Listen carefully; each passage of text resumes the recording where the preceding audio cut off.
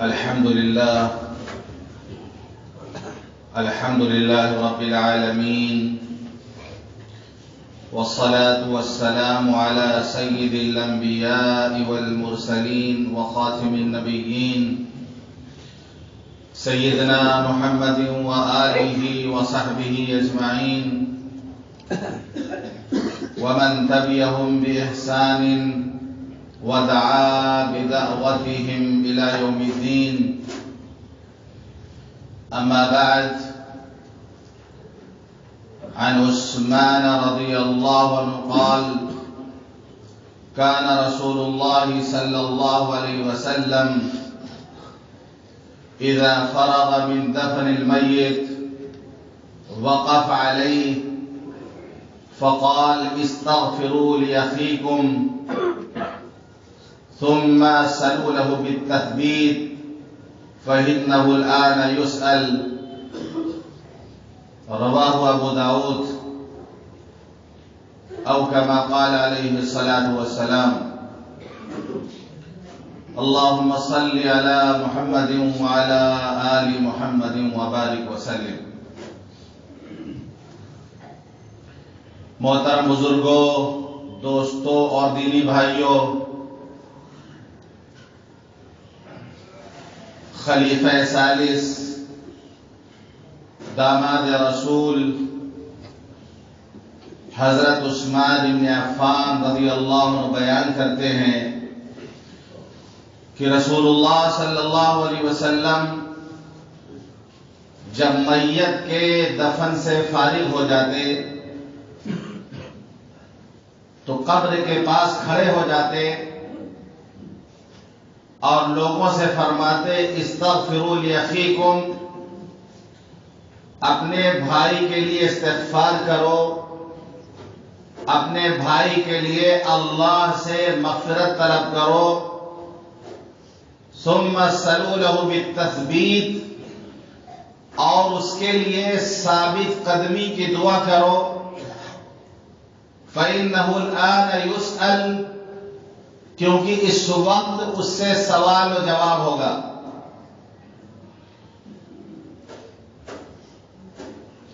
روایت سے معلوم ہوتا ہے کہ جو لوگ دفن کرنے جاتے ہیں ابھی وہ مٹی دے کر واپس ہوتے ہیں، ان کے قدموں کی آہٹ میت سنتا ہے، ان کے قدموں کی آہٹ سنائی دیتی ہے اس کو۔ جب لوگ واپس پلٹنے لگتے ہیں ان کی قدموں کی آہٹ سنتا ہے، اسی وقت دو فرشتے آ جاتے ہیں۔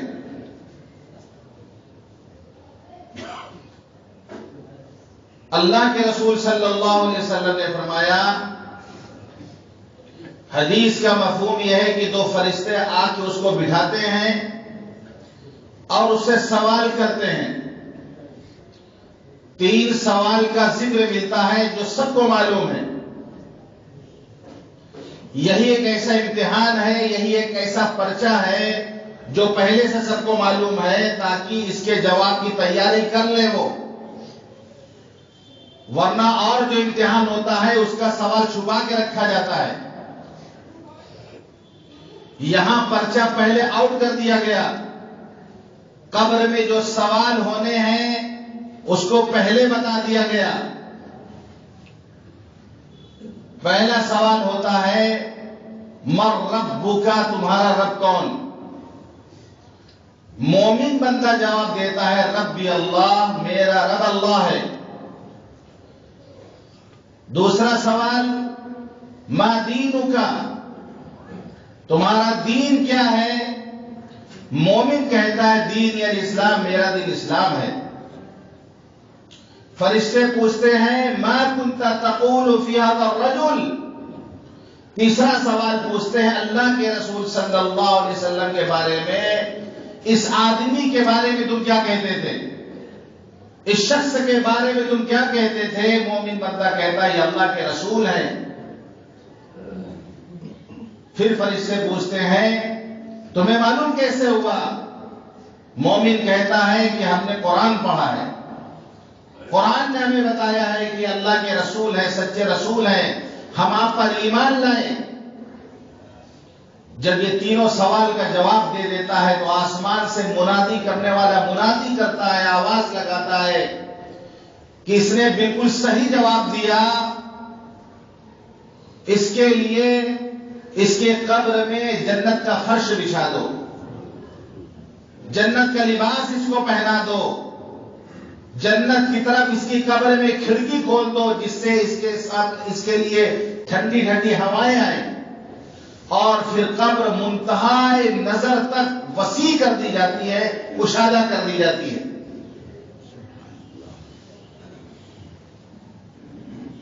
بعض روایت میں آتا ہے کہ وہ مردہ کہتا فرشتوں سے مجھے چھوڑو، میں گھر والوں کو جا کے بتا دوں کہ میں کتنے آرام میں ہوں، میں گھر والوں کے پاس جاؤں اور بتا دوں ان کو کہ میں بہت آرام میں ہوں۔ فرشتے کہتے ہیں نم کا نومۃ العروس، نہیں، سو جاؤ، سو جاؤ جس طرح نئی نویلی دلہن سوتی ہے جس کو اس کے شوہر کے علاوہ کوئی جگاتا نہیں ہے۔ مومن آرام سے سو جاتا ہے، اس کے برعکس جو کافر ہوتا ہے اس سے جب فرشتے سوال کرتے ہیں تو ہر سوال کے جواب میں کہتا ہے کہ ہاں لا ادری، ہائے افسوس مجھے کچھ معلوم نہیں، مجھے کچھ معلوم نہیں۔ منادی اعلان کرتا ہے، جھوٹ بولتا ہے، اس نے اللہ کی تکذیب کی، اسلام کی تکذیب کی، نبی کی تکذیب کی، یہ ایمان نہیں لائے گا یا جھوٹ بول رہا ہے کہ میں کچھ نہیں جانتا۔ سب کچھ جان کر اس نے تکذیب کی۔ اس کے لیے جہنم کا فرش بچھا دو، جہنم کا لباس پہنا دو، جہنم کی طرف کھڑکی کھول دو، اور پھر وہاں سے جہنم کی لپٹیں اس کی قبر میں آتی ہیں، اور قبر اس پر اتنی تنگ کر دی جاتی ہے کہ ایک طرف کی پسلی دوسری طرف میں جا کے مل جاتی ہے۔ اس پر ایسا فرشتہ مسلط کیا جاتا ہے جو نہ تو سن سکتا ہے نہ دیکھ سکتا ہے، یعنی وہ نہ سنے گا نہ دیکھے گا۔ اس کے ہاتھ میں گرز ہوگا، ایک مونگری ہوگی، یہ روایت میں آتا ہے کہ اگر اس سے پہاڑ پہ مارا جائے تو پہاڑ بھی ریزہ ریزہ ہو جائے۔ اس مونگری سے اس کی پڑائی شروع کرتا ہے، جب وہ مارتا ہے تو اس طریقے سے وہ چیختا چلاتا ہے کہ انسان اور جنات کے علاوہ ہر مخلوق اس کی چیخ اور پکار کو سنتی ہے۔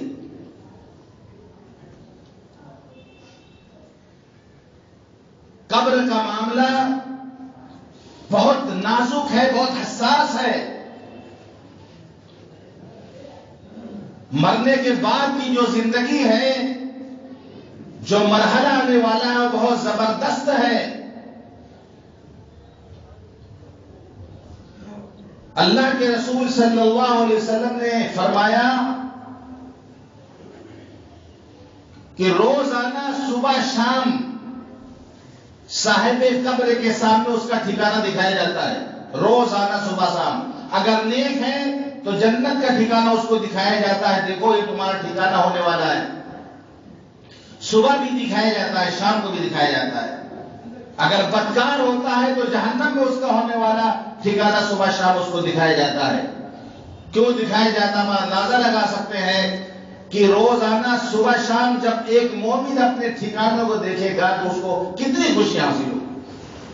ایک بدکار جب اپنے بدترین ٹھکانوں کو دیکھے گا روزانہ صبح شام، روزانہ دکھایا جائے گا اس کو خطرناک مناظر، اس کا خطرناک ٹھکانہ، اس کو کتنی تکلیف ہوگی اللہ ہی بہتر جانتا ہے۔ اسی لیے حضرت عثمان بن عفان رضی اللہ عنہ کی یہ حالت تھی، جب وہ قبرستان جاتے تھے اتنا روتے تھے کہ داڑھی مبارک تر ہو جاتی تھی۔ لوگ کہتے تھے جنت جہنم کے تذکرے سے آپ اتنا نہیں روتے جتنا قبرستان آ کے آپ ہوتے ہیں۔ فرماتے کہ رسول اللہ صلی اللہ علیہ وسلم نے فرمایا قبر آخرت کی منزلوں میں سب سے پہلی منزل ہے۔ اگر یہاں آسانی ہو گئی تو بعد کی منزلیں آسان ہو جائیں گی، اور اگر یہاں سختی کی گئی تو بعد کی منزلیں تو اور زیادہ کٹھن ہے۔ اور حدیث کا آخری ٹکڑا ہے، اللہ کے رسول صلی اللہ علیہ وسلم نے فرمایا ما رأيت منظرا قط الا والقبر افضل منه۔ میں نے نہیں دیکھا کوئی خطرناک منظر، میں نے کوئی منظر ایسا نہیں دیکھا، لیکن قبر کا منظر اس سے زیادہ خطرناک ہے۔ حضرت اسماء بنت ابو بکر رضی اللہ عنہ روایت کرتی ہے کہ رسول اللہ صلی اللہ علیہ وسلم نے ایک مرتبہ خطبہ دیا۔ خطبے میں آپ نے مرنے والا قبر میں جن آزمائشوں میں مبتلا ہوتا ہے، جن آزمائشوں سے وہ گزرتا ہے، اس کا تذکرہ آپ نے کیا۔ صحابہ کی چیخیں نکل گئی، مسجد میں کوہرام مچ گیا، زج المسلمون زجتن، دائیں مار مار کے صحابہ روئے، یہاں تک کہ حضرت اسماء کہتی ہیں رونے کی آواز اتنی بلند ہو گئی تھی کہ ہم کو اللہ کے رسول کی باتیں سنائی نہیں پڑی کہ آپ نے آگے کیا بات کہی۔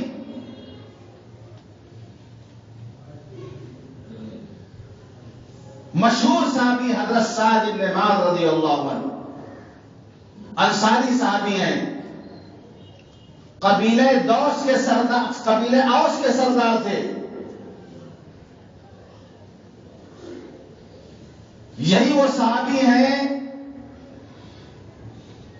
جن کے انتقال پر اللہ کے رسول نے فرمایا رحمان کا عرش ہل گیا۔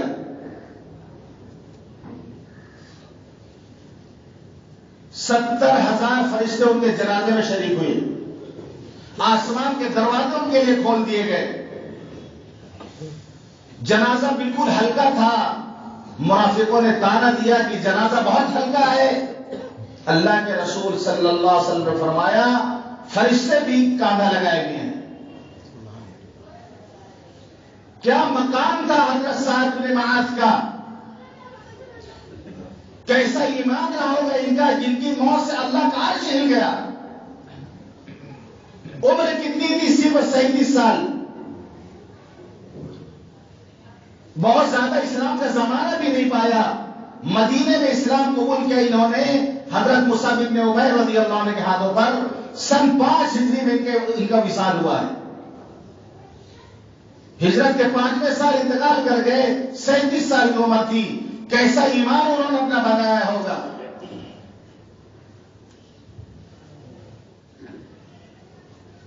غزوہ بدر میں شریک رہے، احد میں شریک رہے، غزوہ خندق میں شریک تھے۔ ایک تیر ان کے ہاتھوں پہ آگے لگا جس سے خون ہی نہیں رکتا تھا۔ اللہ کے رسول صلی اللہ علیہ وسلم نے کئی مرتبہ داغا اس زخموں کو اپنے ہاتھوں سے، وقتی طور پہ رک جاتا تھا، خون پھر جاری ہو جاتا تھا۔ مسجد نبی میں ان کا خیمہ لگایا گیا بیماری کے دنوں میں۔ اللہ کے رسول روزانہ ان کی عیادت کے لیے تشریف لاتے تھے۔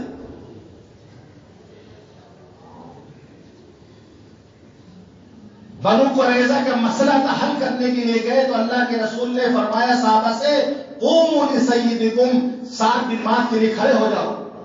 کوئی ضروری نہیں ہے کھڑا ہونا کسی بڑے کو دیکھ کر۔ صحابہ اللہ کے رسول صلی اللہ علیہ وسلم کو دیکھ کے کھڑے نہیں ہوتے تھے۔ اگر کوئی یہ سمجھتا ہے کہ میں بہت بڑا ہوں، مجھے دیکھ کے لوگ کھڑے ہو جائیں تو تکبر میں مبتلا ہے۔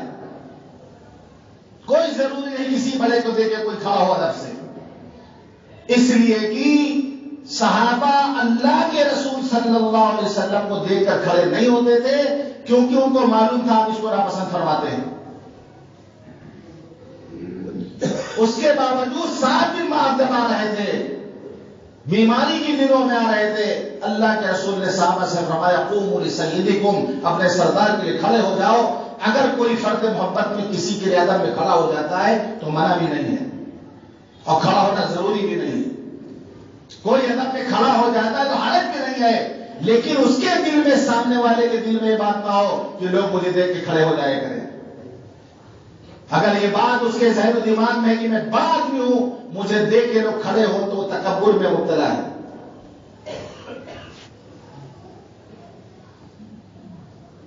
حضرت سعد بن معاذ رضی اللہ عنہ کہ فضائل میں اس لیے بیان کر رہا ہوں کہ آگے جو بات کہی وہ اور سنے آپ۔ زخمی ہے، خیمہ لگا ہے مسجد نبوی میں، روزانہ اللہ کے رسول صلی اللہ علیہ وسلم ان کی عیادت کے لیے تشریف لاتے تھے، ان کا یہ مقام تھا۔ ایک دن زخم پھٹ گیا، حکم جاری ہو گیا اور ان کا انتقال ہو گیا. بہت غمگین ہوئے اللہ کے رسول صلی اللہ علیہ وسلم. حضرت صدیق اکبر فاروق اعظم روئے ہیں ان کے انتقال پر. جنت البقیع میں ان کو دفن کیا گیا ہے. ان کی قبر حضرت عثمان بن عفان رضی اللہ عنہ قبر بہت مشہور ہے. جنت البقیع میں حضرت عثمان رضی اللہ عنہ قبر بہت مشہور ہے, ہر آدمی جان جاتا ہے. حضرت عثمان بن عفان رضی اللہ عنہ کے قبر سے 50 میٹر دور شمال کی جانب, مشرق نہیں مغرب نہیں, شمال کی جانب 50 میٹر کی دوری پر دیوار کے قریب حضرت سعد بن معاذ رضی اللہ عنہ قبر ہے. وہاں کو آرام فرما رہے.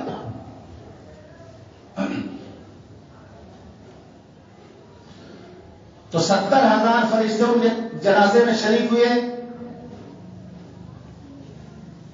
آسمان کے دروازے ان کے لیے کھولے گئے. رحمان کا عرش ہل گیا, یعنی خوشی سے جھوم گیا. اس کی تشریح یہ کریں گے کہ رحمان کا عرش, اللہ کا ایسا نیک بندہ وہاں جا رہا تھا کہ خوشی سے جھوم اٹھا. حضرت جابر رضی اللہ عنہ کہتے ہیں کہ سعد بن معاذ کو دفن کیا گیا. قبر میں جب اتار کر قبر کی مٹی برابر کر دی گئی تو اچانک اللہ کے رسول صلی اللہ علیہ وسلم نے سبحان اللہ پڑھنا شروع کیا. ہم نے دیکھا کہ اللہ کے رسول سبحان اللہ پڑھ رہے ہیں, ہم بھی زور زور سے پڑھنے لگے سبحان اللہ فسبحنا طویلا, دیر تک سبحان اللہ پڑھتے رہے. پھر آپ نے اللہ اکبر پڑھنا شروع کیا, ہم بھی اللہ اکبر پڑھنے لگے. پھر ہم لوگوں نے پوچھا اللہ کے رسول سعد بن معاذ کے دفن کے بعد آپ یہ تسبیح اور تکبیر کیوں پڑھنے لگے؟ فرمایا قبر اس اللہ کے نیک بندے پر تنگ ہو گئی تھی. اللہ کی اس نیک بندے پر قبر تنگ ہو گئی تھی, تھوڑی دیر کے لیے اب کشادہ کر دی گئی. سوچنے والی بات یہ ہے کہ اتنے فضائل ہیں ان کے, لیکن قبر کا جو صدقہ ہے, قبر کا جو جھٹکا ہے, جس کا تذکرہ حدیثوں میں ملتا ہے, اللہ کے رسول نے فرمایا اگر کوئی بچ سکتا تھا تو سعد بن معاذ بچ جاتے, ان کو بھی قبر نے جکڑنا چاہا. ڈرنے کی بات یہ ہے کہ ایسے جلیل القدر صحابی کو جب قبر دبانا شروع کر دیا اس نے, ان کو جب نہیں چھوڑنا چاہے گی وہ تو ہمارا کیا بنے گا؟ رات دن ہم گناہوں میں مبتلا ہے, ہمارا کیا ہوگا؟ اللہ کے رسول صلی اللہ علیہ وسلم نے تسبیح پڑھی, تکبیر پڑھی, فرمایا اس اللہ کے نیک بندے پر قبر تنگ ہو گئی تھی, تھوڑی دیر کے لیے اب کشادہ کر دی گئی, اب وہ تکلیف دور ہو گئی. اور مقام ان کا یہ ہے کہ ایک مرتبہ ریشم کا کپڑا آیا, صحابہ کرام نے ہاتھ سے چھوا, تعجب سے کرنے لگے کہ بہت ملائم ہے, بہت نرم ہے. آپ نے فرمایا سعد کو اللہ نے جنت میں جو رومال دیا ہے اس سے زیادہ وہ نرم ہے. فوراً صحابہ کے ذہن کو دنیا سے آخرت کی طرف موڑا. آپ نے فوراً دنیا سے آخرت کی طرف موڑا کہ دنیا کے کپڑے کو دیکھ کر کیا تعجب کرتے ہو, اس کو دیکھ کے کیا تعجب کرتے ہو؟ رومال جو دستی رومال چھوٹا سا جو ہوتا ہے جس کو آدمی استعمال کرتا ہے, فرمایا منادیل سعد کا وہ رومال اس سے زیادہ نرم ملائم ہے.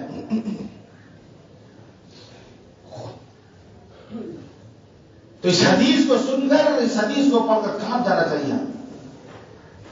اللہ اکبر, ایسے جلیل القدر صحابی تھے حضرت سعد بن معاذ. ان کو بھی قبر کا جھٹکا لگا.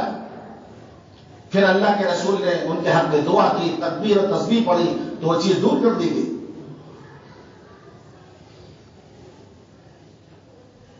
قبر کا عذاب برحق ہے, عذاب القبر حق. حضرت عائشہ فرماتے اللہ کے رسول نے فرمایا قبر کا عذاب برحق ہے.